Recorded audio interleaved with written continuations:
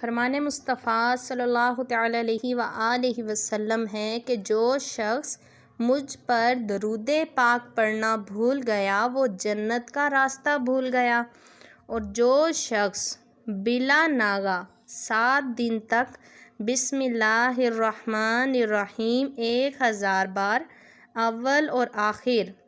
3 بار درود پاک پڑھے،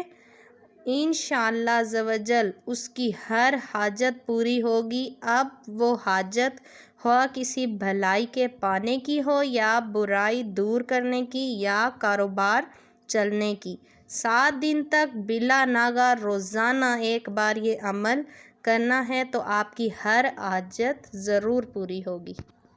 اور جو کسی ظالم کے سامنے بسم اللہ الرحمن الرحیم 50 بار پڑھے اور اول اور آخر 3 بار درود پاک پڑھ لے، اب اس ظالم کے دل میں پڑھنے والے کی ہیبت پیدا ہوگی اور اس کے شر سے بچا رہے گا۔